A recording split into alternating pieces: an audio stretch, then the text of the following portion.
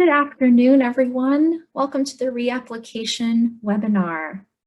We'll let everyone's audio and visual connect. And I'm going to begin by sharing screens here, so just give me a moment.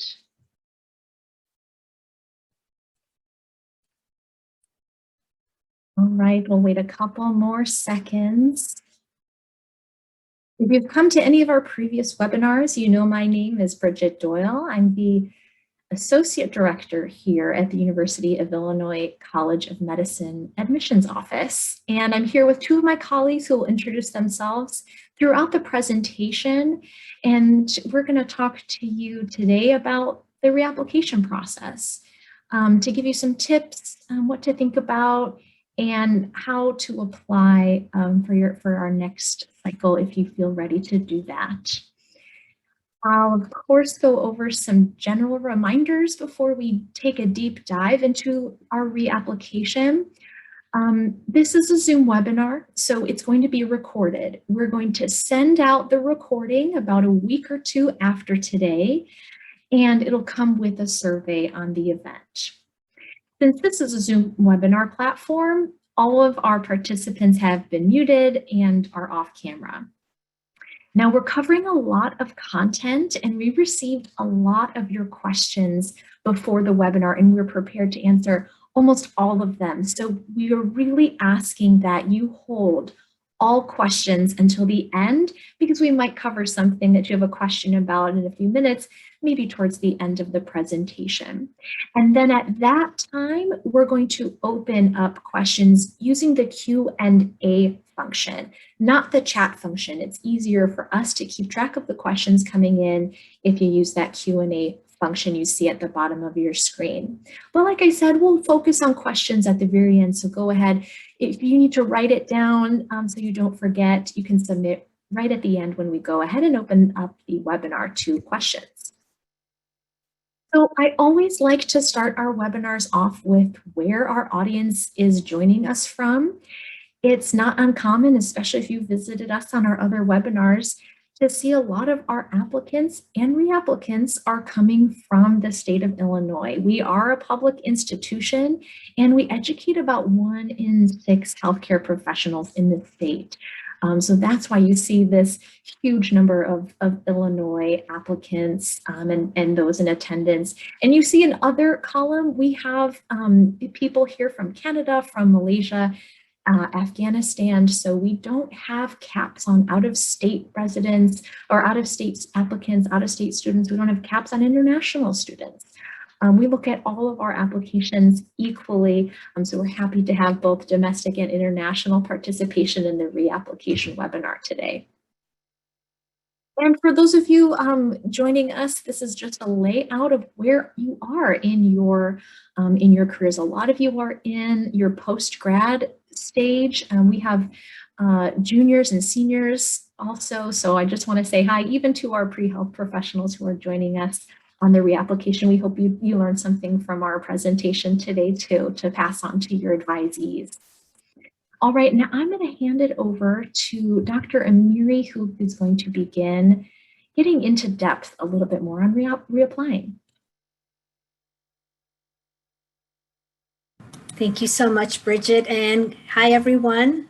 Happy to be here again to talk with you about the reapplication process. So I want to set the stage by saying that while I know that having to reapply is disappointing, I think, and traumatic for some students, I want to put it in context for you that annually twice as many people apply for admission to med school than there's space. So there's a large number of individuals who have to reapply, and they're successful. So we do have data from the AAMC that shows us that of the students who matriculated into medical school in 2020, 25% of them were reapplicants. So at the end of today's talk, I want you to feel empowered with this process, okay? I want you to know that you really have the answers because you're the only one that knows how much effort you put into the application this past cycle, whether or not it was the right time for you to apply. everything taken into consideration. Okay, thinking about your experiences, thinking about all of the things that you had done, your preparedness to even start medical school, how you showed up on interview day, for example, right? So you're the best judge of that because you know yourself better than anyone else. Okay, did you apply to the right places? Okay, so a lot of this has to. So this is not a one-on-one relationship, right? Everyone knows everything that they're supposed to do, and if you do everything right, then the assumption is that you're going to get in, right? But it's not as easy as 2 + 2 = 4, right? There's a lot of subjectivity that goes into this process. And so did you apply to the right programs? Okay, how can this process be better next time? And the better, we're assuming, will be that you gain successful admission to a medical school. And again, just reminding you that admissions process is subjective on our part, right, as far as the admissions individuals are concerned. And finally, I want you to not compare yourself to others. Okay, so we will talk about that in depth, but the reason that I don't want you to compare yourself to others is because the situations are different. Okay, and so let's think about you as an individual. So some of the things that I want to talk with you about first are some of the mechanics. So lots of the questions that we had in our registration form just had to do with the mechanics of reapplying. Okay, so what should I do about my personal statement? You know, how different does it need to be?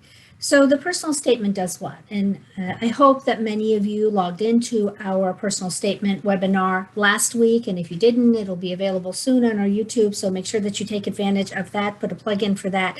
But the personal statement, the personal comments, talk to us about your motivation for medicine.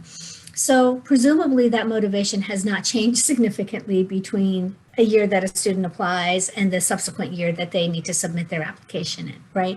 So the personal comments are not going to be dramatically different in terms of substance, okay? What should be added to it is some reflections that you've had over the past year and over the experience of applying to medical school and not having the outcome that you were hoping for. So should you rewrite the personal statement, you should rewrite the personal statement, and it should be informed by what you had previously submitted, right? We're not expecting something completely different, but we are expecting some modifications. Do schools go back and look at last year's application? The vast majority of us do, right? Because we really want to see what was different about the application this year in comparison to last year. So you should not, and I strongly discourage you from resubmitting identical verbiage from the application from before. Now, when you reinitiate your application for this year, the data will repopulate, right? And so the experiences sections, again, are not going to be that different unless you have accumulated new experiences. And if you've continued with the experiences that were on your previous application, then there should be some additional insight because now there's a additional year or 6 months or however long it is between the time that you submitted and decide to reapply of understanding, right, and enlightenment on your part. The other thing that I want to talk with you about is after today, if you realize that maybe you had coded some of your experiences in a manner that wasn't really reflective of what the experience was, you are welcome to move those around, but it shouldn't be that dramatically different, right? So if it was only 20 hours of clinical volunteering the past year, we're not expecting to see 1,200 this year, right? Unless you happen to just pick up a position as a scribe and that's what you've added on. So there should be some consistency. What we're looking for is refinement and additional insight into what you experienced. The transcripts you will have to resubmit. So even though AMCAS has transcripts from last year, they will need new transcripts all over again. Even if you haven't picked up any new courses, they will need new transcripts and transcripts from everywhere that you've attended school. And because this is a reapplication process, you've already gone through it once. Now, the nice thing about it is that your verification will be quicker, right? Because the delay from submitting your application and it being verified and being in the hands of the medical school, that 4 to 6 week delay for verification is actually course by course review of the information that you've entered and what the transcript reflects. And if a student is reapplying, then most of that has already happened, right? Okay. supplemental as well. So if you reapply to schools that you had previously applied, if they haven't changed the supplemental questions, for example, us, we're not changing our supplemental this year, it'll be the same questions. So it's back to the personal comments, right? So we're not expecting to see dramatic changes in what and how you've responded. So we have a challenge question. You may pick a different challenge. We have a COVID question. Now there's a longer period of time that we've been in COVID circumstances, right? So your responses, again, will be a little more descriptive, a little more refined, but you should look at them carefully and refrain from copying and pasting as much as you possibly can. We want you to have had some reflective activities and experiences over the course of the application and the reapplication this year. Letters of recommendation are not stored by AMCAS, so you will need to submit new letters, okay? And schools will vary with their perspective on this. Now, we're under pandemic conditions, and we know letters were rough last year because you weren't in person, faculty couldn't sign and print things, it didn't have letterhead, so we understand all of those challenges that you had. My recommendation is, if it is possible for you to secure a new letter, even from the same faculty members or the same recommenders, that is updated, that has a new date on it, has some new commentary about you and why you are an outstanding future physician, then please request the new letters. We don't particularly like to see the old letters because it's a little bit suggesting that you haven't gone the extra step, right, to get the new information to us. And we understand if it's not possible. So stay in contact with the schools to which you're applying and see what their stand is. Generally, new letters are preferred. At the very least, updated letters are preferred, okay? And then the final thing that you had asked a lot about are the schools. Okay, so remember I started with, did you apply to the right schools? And that's the whole piece that you are the most familiar with, right? So there's resources out there. The medical school admissions requirements, you register for the for access to the platform and take a look at who the schools admitted. Who is the median student that they admitted? Who's the average student that they admitted? What is the range of scores that they've admitted? When you look at the low end of the scores, those individuals probably had something very unique about their application. You are the only person that knows this. Is there something really unique about your application that would make you competitive in the eyes of that program? What I will like to say, and for those of you that have tuned into our webinars, you've heard me say this before, look at who they admitted the past year, okay? The numbers that you see advertised on MSAR and on AAMC websites are the undergraduate average GPA, okay? And so if the school has an undergraduate average GPA of a 3.9, they're probably not looking too much at students who are applying with, master's degrees, who struggled a little bit as an undergrad and then picked up a GPA enhancing master's degree, right? And so you might be applying with a 4.0 on your master's, but the undergraduate GPA overshadows that. So think about those things in terms of, setting yourself up to apply to the appropriate program. And everybody should apply to a REACH school, or 2 or 3, right? Depending on what your budget is and how much you can take filling out supplementals and waiting to hear back from them, right? But you should definitely apply to REACH schools. Where is your dream school? Then be sensible and reasonable, apply to those schools whose profiles you match, right? Because you want this to be a successful year for you. And then the letters I already responded to under the subcategory of the schools is look at the different types of letters that the schools are requiring. And I'm not going to talk too much about this because Lori will speak to you about the letters of recommendation process with the reapplication. Okay, so I want to remind us all of holistic review and admissions because what I'm going to talk to you about is couched in the context of holistic review. So please remember that all medical schools in the US have adopted holistic review in some way, shape, or form. And what are we saying with holistic review is that we are giving equal consideration or balanced consideration to experiences, attributes, and metrics that a student brings to the table. And when we consider those 3 things together, as informed by the mission of the medical school, We feel that this individual will bring value to our educational environment, and most importantly, will contribute as a future physician. Okay, so this will look different at different institutions. This is not equal. So when I said don't compare yourself to others, that's why. Because holistic review doesn't look the same at different places and doesn't look the same as it's looking at students. So let's talk a little bit about some of the words that we use often in admissions world, which are context, understanding the difference between equality versus equity, and why is it that holistic review isn't identical.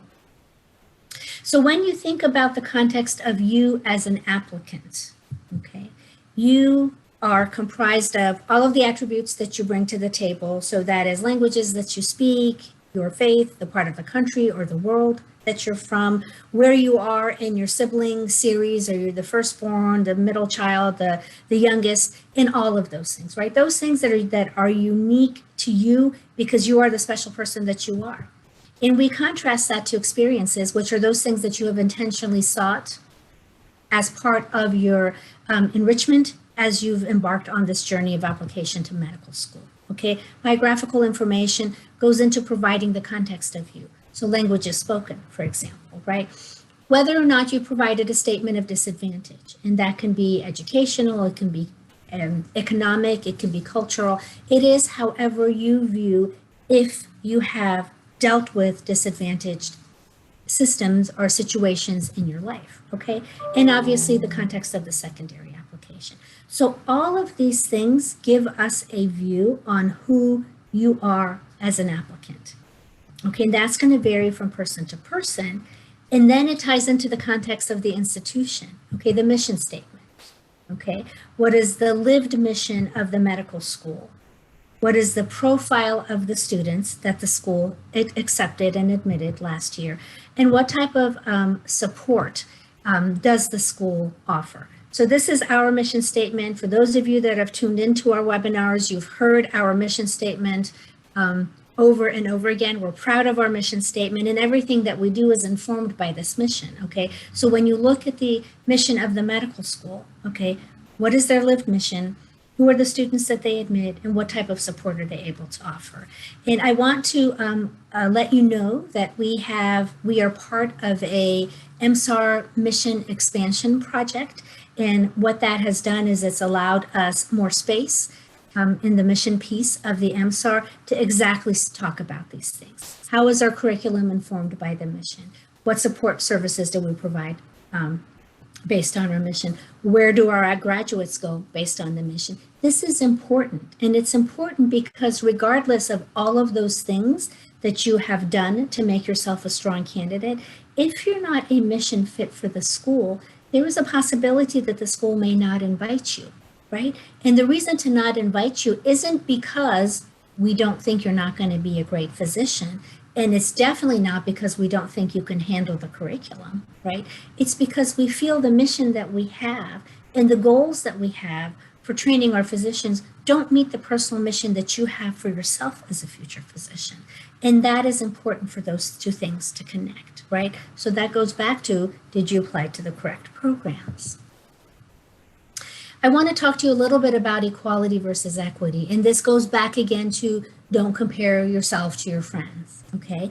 And the answer to the question, Dr. Amiri, everything being equal, who would you admit? My answer is always, things are not going to be equal because of the context of you as an applicant, right? And all of those things that were on that slide that I just shared with you 2 slides earlier, right? So the lived experiences that you have gives you a different perspective on things, in addition to all of the resources that were available to you. And that's why it is not good practice for you to listen to those stories of people with 3.9s and 528s that didn't get in.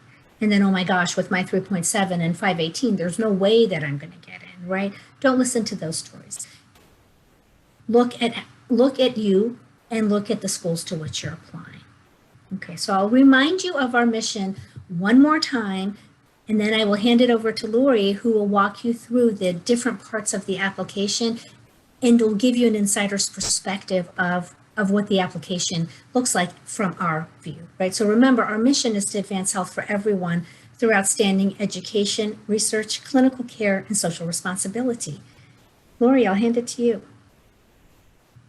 Thank you, Dr. Mary. I'm Lori Keener. I'm the Assistant Director of Admissions on the Rockford campus, and we're going to walk through some of the in-depth discussion about reapplication. So I will advance the slide. Okay, so speaking of the interview, kind of goes one of two ways. Either no, you didn't get an interview, or yes, you got an interview. So we're going to split those two things into and talk about each one. So if the answer is no, I didn't get an interview, we're going to talk about, was there a fatal flaw in your application? Did it not line up with experiences and the mission of the school? Were your metrics did they not fit the averages of the school that you were applying to? Were there experiences missing, or did you not describe in detail enough the experiences that you had? Maybe the timing was late. Did you apply late in the season? And I think you've probably heard there were a lot of applications this year. So maybe, depending on the timing of your application could have been an issue. Did your application make sense? And again, did it fit with the mission of the institution? And as Dr. Mary said, if it didn't, that could be an issue, and we'll need to look into that. So let's look at the other side. Yes, you did get an interview. So either you're one of two outcomes, either waitlisted or you didn't get an acceptance. So let's talk about that.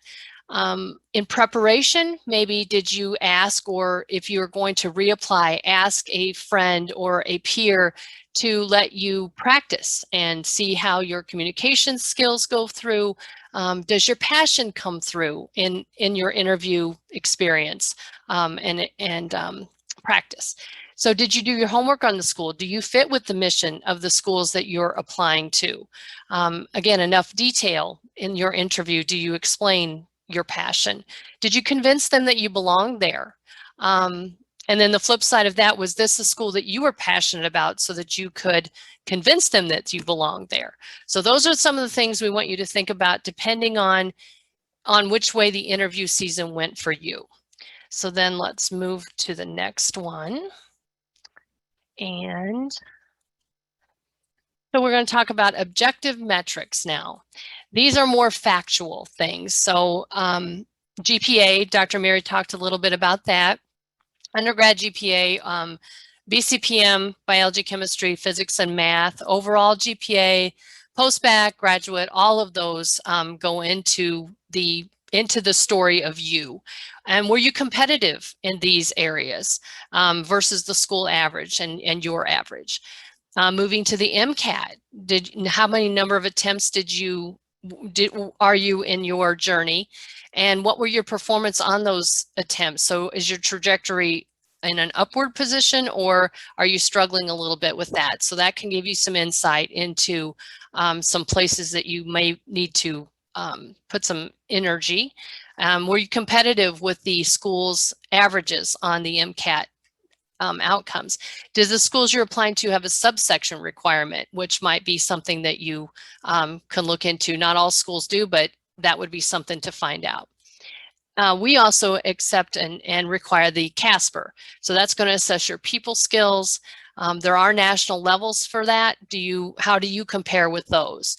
And we receive your Z-score and the percentile just as an information. So we'll move to the next slide. And okay, so talking about personal comments. And I think if you tuned into last time, you'll hear some of the same things, but we just want to stress to you that we have a lot of applications, as do all medical schools. So what puts you in front of the committee? What grabs their attention? If we have 7,000 applications and 300 seats for medical school, what puts you into that category of moving through that application process? Make a strong first impression, be descriptive, and identify your most impactful experiences and tell the committee about those experiences. So this is a way for them to further understand your choices and what's gotten you to this point. So as we move to the next slide, I'm going to ask you to kind of indulge me, and we're going to use an example. I learn better this way, and I hope this will kind of help you to understand some of this. So we're going to talk about an applicant that has a passion for medicine and music. So let's move to the next one. So experiences. Okay. So we're going to talk about an applicant that has a passion for medicine and music. So in healthcare experience, so maybe they perform music therapy in a hospital or clinic setting. So you're combining your two passions, you're getting patient interaction, so that's great. And it's just everybody wins on this one. Community experience. So you share that talent, that passion, and maybe in an assisted living facility or some sort of patient confinement situation. We get a lot of questions about COVID and not being able to have these experiences. So I would challenge you to think outside the box a little bit. Reach out to those facilities, see if you can connect with a staff member who maybe would set up a Zoom link for you so that you could connect with the people. They will be very appreciative and you could get a very valuable experience on this application. Moving to leadership, maybe you can create a music therapy group. So you would work, if you can find a physician that maybe would share your passions, you would set up and get some of your other like-minded peers and start a music therapy session. That would be great on the application with leadership. It combines all the things that we need to learn about you, paints a really vibrant picture of what's going on. We'll move it into research. So maybe effects of music therapy on patients and their healing process. How did that all come together? Did you see good outcomes from that? It's going to come through in your writing of these experiences when you find something that connects everything. And we talked a little bit above about peer engagement. So again, maybe it's an a cappella group that you put together, things that would engage other parts of your, other persons in your circles. So I hope that kind of paints a picture for some of the things that maybe would tell us who you are through your experiences. So then we'll go on to the next one. So we're going to so these are the experiences for the incoming class. And you'll see that if you compare that to our mission statement, you kind of see how this correlates.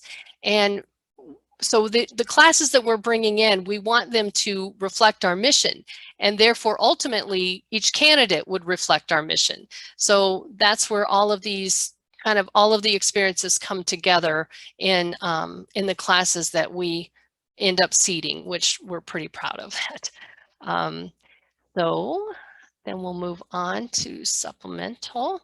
Okay, are you a mission match? So in the supplemental applications, you're going to find some questions that are unique, and they should kind of force you to reflect on who you are and the experiences that you had, and are you a good fit for the programs that that institution has. So make your responses fit those questions and fully explain how your experiences have prepared you for the response that you're giving. That's it's kind of interesting when we read these and the experience doesn't exactly answer the question. So this is kind of a big one. But if you do your homework, you'll know if it's the right program or not.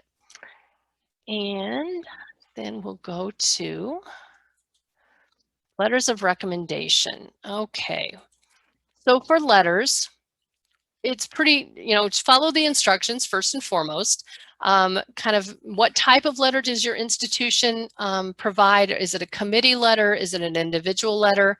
As Dr. Miri alluded to, letterhead, these things are, if they're not on letterhead, it's not signed. If the recommender is not one that is in the requirement list, those things can be problematic. The timing of the letter, do we get it in the time of the deadlines? And then be cognizant of the relationship. So if it's a parent or a sibling or a family friend, obviously those probably are not on the list. So just again, make sure you follow the instructions that are on our website for letters of recommendation. And I'm going to turn it back to Dr. Miri, and she's going to wrap up with an analysis. Thanks so much, Lori. Okay, everyone. So the goal for us today was to give you the tools to let you know what would happen if you scheduled a one-on-one appointment with us, right? So basically what we would do is we would sit down and we would say, let's start from the top. The easiest thing to evaluate are the metrics. And, they're as objective as they possibly can be, right? Because it's a number and numbers are objective, right? So look at your grades and look at your MCAT and see if you are in a reasonable place for the school to which you've applied. Okay, so I gave you the most extreme example. Let me give you an example like our program. So our GPA hovers around a 3.6, 3.7. So what does that mean? That means we look at students who may have had a tumultuous undergraduate experience, right? So we are a second chance type of program, right? And look at the MCAT as well. Again, we have a broad range of MCAT scores. So if you receive a supplemental from us, it means that you are a viable candidate. Okay, we don't send out supplementals to everyone. Generally, we did this past year because of the MCAT cancellations and rescheduling, but our general model is to only release supplementals to those students who are viable candidates. So you need to objectively sit and look at your metrics, okay? And what I don't want you to say to yourself, because I get this all the time, is that while I know my MCAT isn't at the level that you would expect, that is not a reflection of my true performance. My practice exams were 518s and 519s, and I just ended up with a 503 on the test. And so please ignore the data that I've provided to you. We can't do that, right? And this is not to say that a 503 is not admissible. We actually have admitted students in the upper 400 range, right? But I'm saying that because these are the ways that we as people justify and evaluate things, right? Because it's hard for us to be objectively critical, okay? And so I want you to walk away knowing that you can do what would happen if you showed up in a meeting with Lori or me, right? Or anyone else in my team. So look at your metrics objectively, okay? And if they're not reasonable metrics, if your trajectory of your grades was downwards, okay? So if you started out like a rock star and then life took over and junior and senior year were difficult, and so you still ended up with a 3.6, 3.7, but it was a downward trajectory and you ended up with no interviews, it's because folks are concerned about your ability to handle heavy loads of science. And so there's some academic recovery that you have to have, right, in order for the schools to be comfortable admitting you, right? And the metrics are generally things that do not warrant reapplication the immediate cycle afterwards, okay? Because you're going to have to show academic performance at a level that can sustain you through a medical education. And if you've waited until now or next month and you've heard from schools to the negative, what have you done in between, right? Unless you were actually taking more classes and you pulled the GPA up. And sometimes that's not enough either, right? So be as hard as you can on yourself. And I know we're always our best critics. And in these times, don't sugarcoat it to the best of your ability. Look at it very closely, okay? Look at the personal statement. And I know it was probably the best personal statement that you had at that time. How will it be different this round? Is your personal statement supported by the experiences that you provided to us, right? So you saw our mission, social justice, social responsibility, providing access to everyone, a focus on research, a focus on excellent education. Students know that we look for individuals who are looking to serve underserved communities. If you say that that's what is of interest to you, is there evidence in your experiences supportive of that? So is there connection between your personal statement and your experiences? And if there isn't, why isn't there? Is your personal statement really reflective of why you want to go to medical school? And more importantly, why you want to be a physician, right? The going to medical school is just the means to the end, okay? So revisit the personal statement carefully and closely.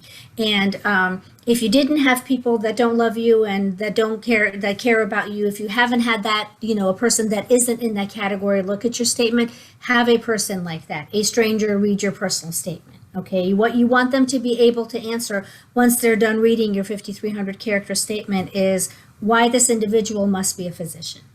Okay, and there's three outcomes. Either they get it right, which is awesome, they get it totally wrong, or they don't even know. They're like, well, I really don't know what this was about. So don't tell them what the statement is about. Or it can be that, well, this person seems to want to go to medical school because they like science and they like helping people. And we expect that of all of you, right? So think about how you can revisit the personal statement. And at the very least, if you feel that it's a great reflection of you and is supported by your experiences, what happened over the past year, right? And how have you been informed by what you experienced this past year, right? Which was a unique year, right? We don't have applicants talking about, the pandemic all the time in their application. And letters of recommendation, you've heard us talk about them with you, right? So make sure you follow the instructions, make sure the letters are reflective of you. They're from people that know you well, and then you get them to us on time, okay? So timing is important. For schools that are rolling admission schools, there is no question that at the opening of the cycle, we have 300 seats or something close to that, minus deferrals and whatnot, seats, right? And as the cycle progresses, we have fewer seats because we are interviewing and admitting students. Okay, so that's one part of it. The other piece of it is applications are reviewed as they come in. So it's way easier to shine when you're being compared to the, 680 that we'll get on day one versus the 7,500 that we had at the end of the season this year, right? So timing is important only if you're ready to submit it. And then remember, the timing is not only up to you, right? There's these letters that have to come in as well, okay? So the whole picture needs to be an individual whose context is, is a person whose whole picture is reflective of the individual that the school would look to invite. Okay, how is your application going to be different this time? Because when I go back and look at your application last year, how is it going to be different than the one that you've submitted this year? And if you sit down and think about this honestly and thoughtfully and realistically, what can you do this year so your application can be that much different next round? Okay, so that's what we're going to ask you to do. Go to your application, look at that, which is why for those of you that emailed us and asked us to have an appointment with us, we invited you to come join us today because basically that's what's going to happen, right? And some of these things I'm not going to ask you to answer, or Lori won't ask you to answer, right? I'm not going to say, were your grades bad because you didn't try as hard as you possibly could, or was it because you were struggling with science, right? That's a question that you need to answer yourself privately. All right. And the last thing that we want to share with you is our next event, which will be on May 19th. And this is not a prepared webinar. It is basically just a bring your questions and we will answer them for you. Okay, so last week we had about, I think, 60 questions that we didn't get to. We did our best to answer the questions and we incorporated everything that came in through the registration form for us, but we weren't able to get to all the questions. So we're giving you an hour to just come in and sit with us and ask questions. And I think it'll be very productive because we're going to have breakout rooms, right? And so you can go into the different breakout rooms and ask the specific questions that you're interested in learning about. So we'll be excited to see you at our next event.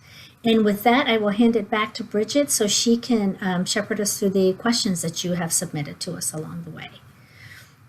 And up all the questions that have been submitted.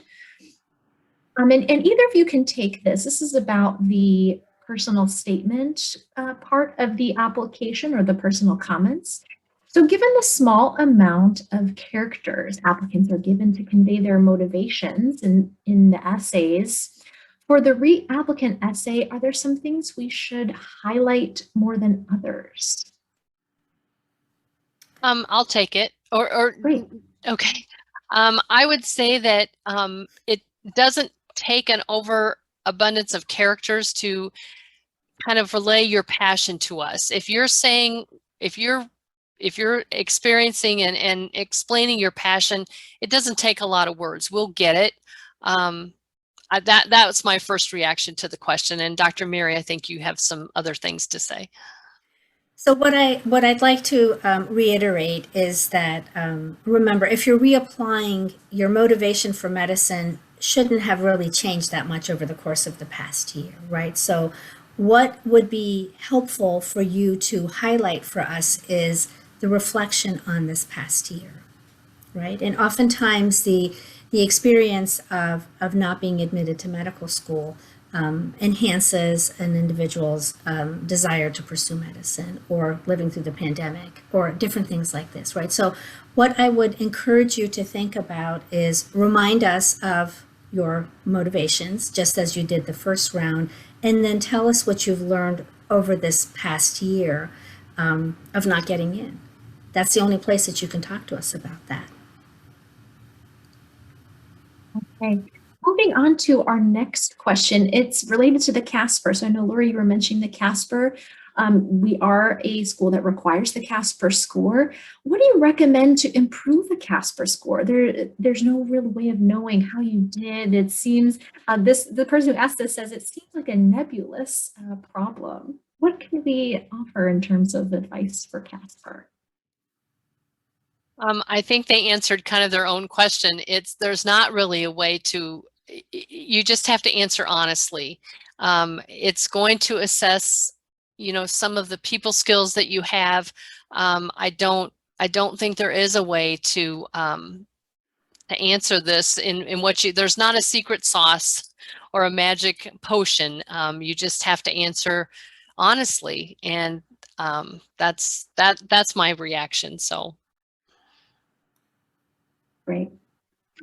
And this is about the MCAT, so we're still on the testing side of questions here. For the supplemental applications for UICOM, is there a hard cutoff for MCAT scores or even a GPA? So I would say that we're flexible with this, right? Because as I said, we're a school for a second chance and third chance, and we are not afraid of bringing students in and providing academic support for them along the way, right? So I would say we do not have published numbers for the MCAT, but if your MCAT performance is in the lower 20th percentile, you will not receive a supplemental from us.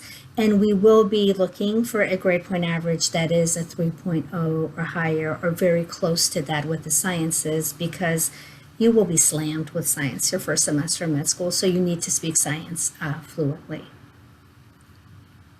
Great. This person has a question about reapplying. Now, they applied to they applied in the previous cycle, but not to UICOM, but they feel very connected to the mission and would like to apply. Would they still be considered a reapplicant? No, for our program, you would be a first applicant. So the reapplicant for us would mean you're reapplying to our program. So when you fill out the MCAS application, there is a reapplication yes that comes up for us, and it's exactly what Lori mentioned. It is if you have applied to the program. But in full transparency, our supplemental does ask if you have previously applied to medical school and what's different about your application this time, because it is that reflective part of you that's going to be important. So we will not look at you as a reapplicant to us, but we will look at you as a reapplicant to medical school in general. And we'll be looking very carefully to see what you've done in the time in between. And this question is about early assurance or early decision. What is the difference? Do you recommend applying to have a better chance of getting in? If we can go into a little bit more detail on that for the reapplicants here. So early decision students.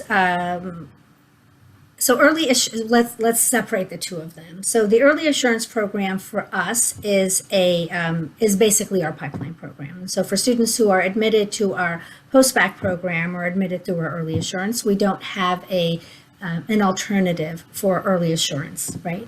The early decision program is for students who feel connected to our mission and want to go to UICOM and forego any other offers that they might have, because our mission resonates so closely with you.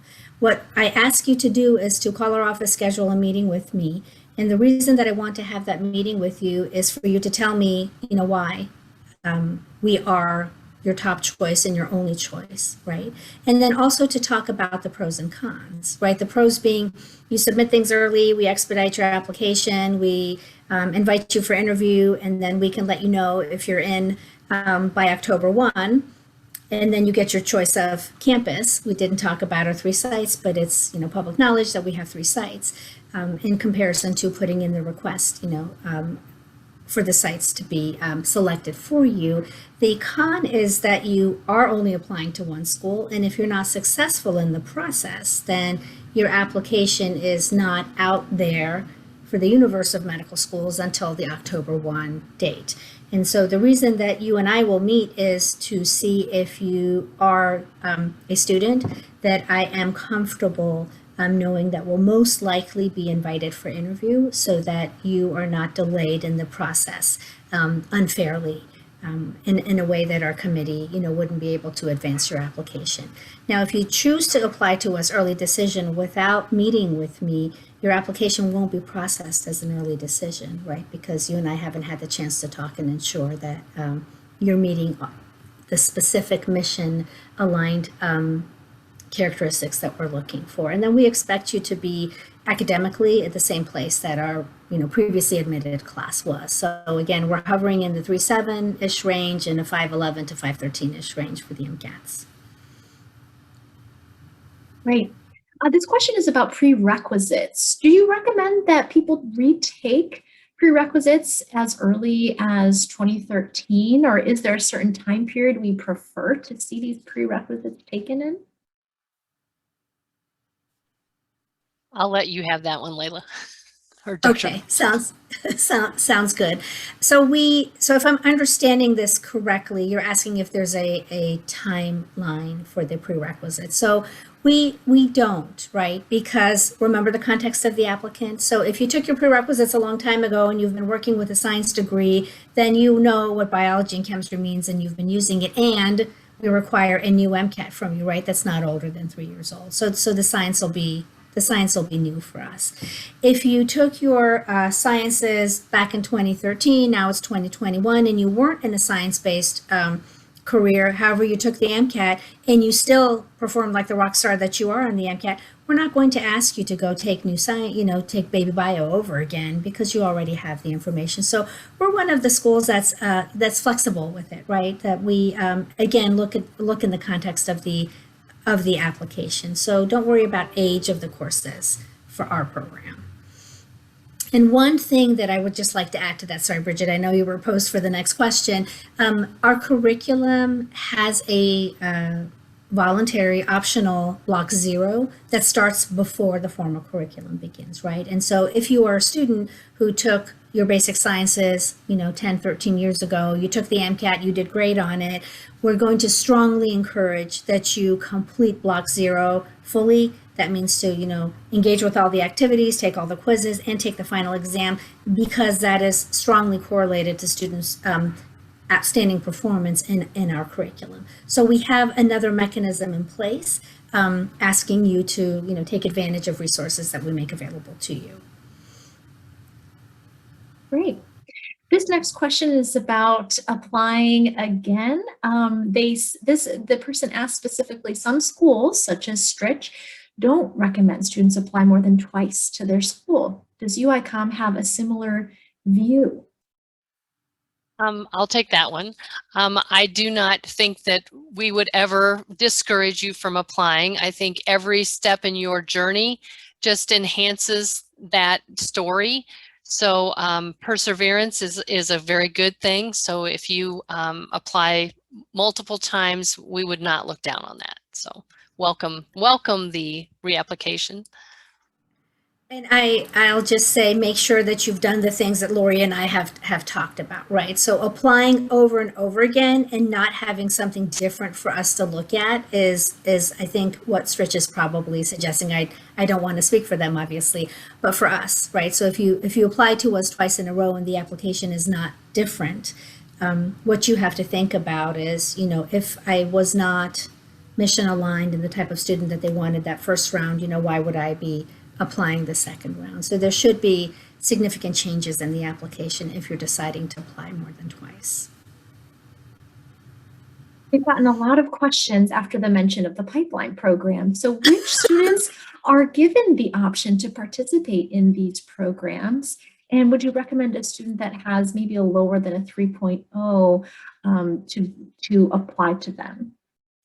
So you don't apply directly to the pipeline program. We're not there in the process yet. You apply for admission to medical school, and this is relatively common in the medical school admissions world. So there's other schools that have these types of bridge programs. You apply for admission to our program based on all of the activities and your personal statement and your letters and all of that. We feel that you are completely a mission aligned candidate for our program. And when we look at your academic area, it seems that you would benefit from a little bit of academic enrichment. And so through the application process, we will invite you to participate in our post-baccalaureate admissions program or the summer prematriculation program, neither of which are practice med school options, right? So we're not asking you to do this, to do a trial run of medical school, and if you don't perform at a certain level that you won't be admitted. These are genuinely it's just like Block Zero, right? Except it's not voluntary, right? So it would be a mandatory curriculum that you would complete to enrich and enhance your understanding of science to ensure that you will perform well in our program. Great. And we have a couple of, oh, go ahead. Dr. I was just going to ask Mindy if it's possible for you to drop the link to the ComUrban Health office into the chat, Mindy. I think it would be helpful for those who want more information. Thank you. Perfect. We have a couple of reapplicants considering maybe getting a post-bac. So would you recommend a student who has a lower GPA to take a program, to take on a program like a post-bac, or should they focus on maybe just enhancing their GPA with individual medical courses, immunology, anatomy, things like that? I think that's a personal decision. I think all of these are going to depend on your personal situation. And that's a hard one to answer because we don't know the context and your journey. So that might be something that if you want to email us at MedAdmit, that maybe we can give you some more personal answers. But I would think it would depend on your situation. So I'll just give you some guidelines as you're thinking about emailing us. So, you know, the AMCAS application combines all undergraduate GPAs. So if you are a science major and you graduated your undergraduate with a 2.7 at a micro degree, for example, with 80 hours of science, any post-bac, any do-it-yourself undergraduate will not lift that GPA to where you need it to be. Okay, and this is not being negative. This is just how numbers work, right? As many A's as you get and you beef up the numerator, the denominator gets beefed up as well with those credits that you're getting. So oftentimes doing a post-bac is not helpful, right? So that's what Lori means by it's personal, right? And then that was what I was saying. You're the only one that knows why the classes didn't turn out the way that they needed to, right? Did you end up with a 2.7 because you were just having such a great time in college and you weren't paying enough time to your studies? Or were you doing the best that you possibly could and it just wasn't happening for you? Those are two very different situations, right? Because really to fix the 2.7 undergraduate GPA, you are going to need a graduate GPA, right? And it's counterintuitive. So if you were not doing well because you couldn't get it, jumping into a master's degree will not help you because then you will only prove to the world that you can't do science. So you will need to do post-bac coursework to prove to yourself and for you to develop the skills to do well in science classes. And once you've done that, then you embark on a master's, and maybe a one-year master's will be enough, right? To show medical schools that, listen, guys, I've got this, right? I can do science. It just took me a minute to get there.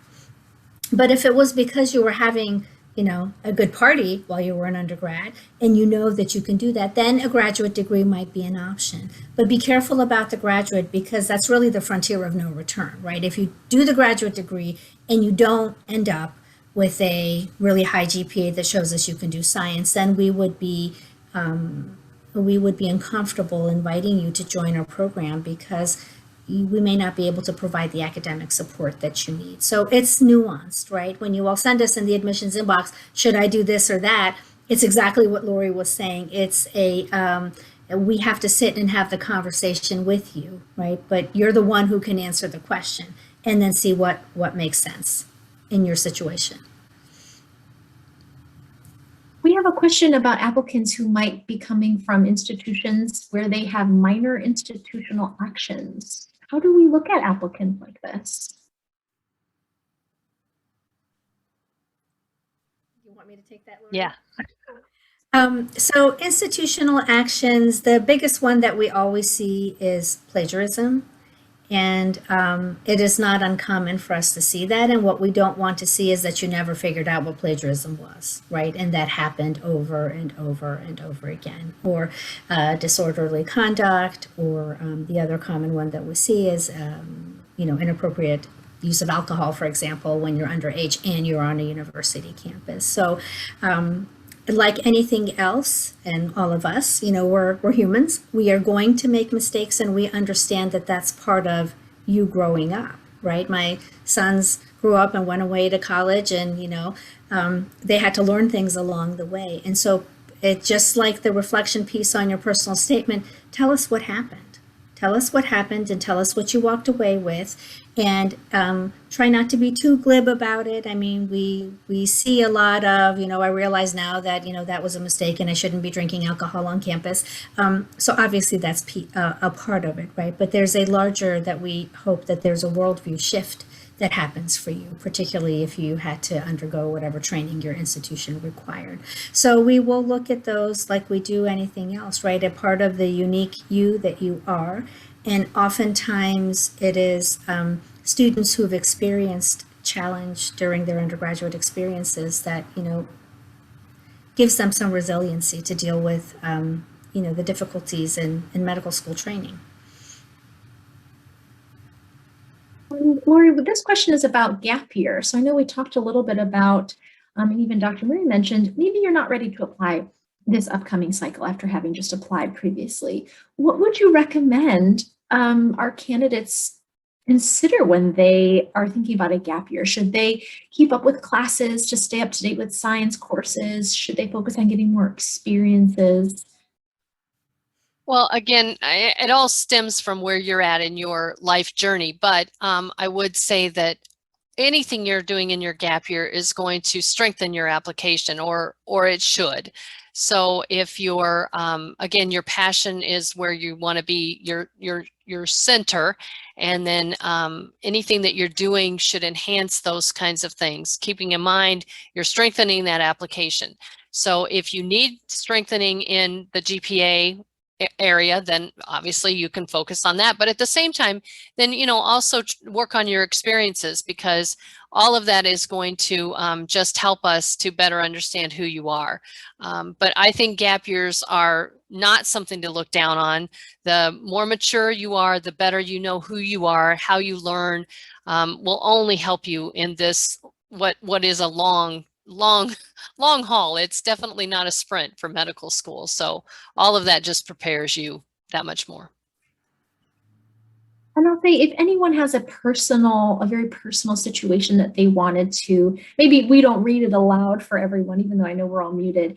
I'll have Mindy drop our email in the chat here. Go ahead and copy it down, copy and paste it, and send us your specific situation. Dr. Mary and myself, we're monitoring the inbox, and we can address your question rather specifically. But we do have a few more questions here. And Dr. Murray, you actually spoke about getting letters of recommendation re-signed, redated from these instructors. What if they're instructors from over 2 years ago? What would you recommend someone do with letters from relationships that are much older? So I would say, if you go to our website, you'll see where we have a note on there that if you are not able to meet our letter of recommendation requirement, contact us. So if you've been out of school for 2 years and you have not been in communication with your instructors, I'll tell you, when I graduated from undergrad, 6 months later, I didn't have anybody that I could go to and ask for a letter. So 2 years is, is a legitimate amount of time. That's going to be okay for us, but you just need to be in communication with us, because we are going through the expected requirements that we have, which is 3 faculty letters. And if they're not there, we're going to, not close out your letter of recommendation requirement. So I would say if you've been out for 2 years, we will look at employer letters depending on what you're doing. I was scanning the Q&A. I mean, if you've been engaged in research, for example, absolutely you can submit a letter of recommendation from your PI. The reason that we're asking for faculty letters is because we want to have an understanding of you, of your intellectual capabilities and your intellectual curiosity outside of the transcripts that you're submitting to us, right? Because a person could be an awesome A-producing machine and not be intellectually curious because, and I'm not going to get on my soapbox because we don't have time here, our educational system does not train you all and encourage you all to be critical thinkers, right? We want you to be correct answer seekers. And so that's what we're looking for from the faculty letters is, how has this individual engaged with you at a level beyond the multiple choice that you have to do for your class. So don't worry about it. We love getting your emails and responding to your emails because that shows you're interested in us. Just drop us a note and we will work with you. And if you don't mind, Bridget, I noticed one question in here, which is near and dear to my heart. It was a community college question. And so I don't want you to feel that you are at any type of disadvantage on the academic end in terms of applying to medical school, with a community college. Now, it's not as frequent, right? We don't have as many students successfully applying to medical school, having come from a community college background. And I'm not sure what all the reasons are, right? But the academic piece of it doesn't put you at a disadvantage. Part of what it is catching up with the extracurriculars, right? So if you go to a community college and if they don't have pre-health professions advising, then what you may not have had is 2+ years of leadership and all those nice things that Lori shared with you. And if you apply right into the university, then your application may be a little sparse on those other pieces. But I don't want you to think that you're at any disadvantage. The other piece that I want to share with you is the general feeling that getting A's at a community college is easier than a university. I am the product of a community college, and I know that's not true, right? When I was one of 22, eyeballs were on me all the time, right? Instead of when I was one of 180 in my, orgo class. And so what many schools will look at is how well did the student transition from community college to the university. So it may seem unfair that there's that on you, but then there's also the, student jumping into a large university and not having the support that they may have otherwise had. So I hope that takes care of that question. That's the one I was just about to ask. Oh, were you? Great. Okay, so we get a different one then.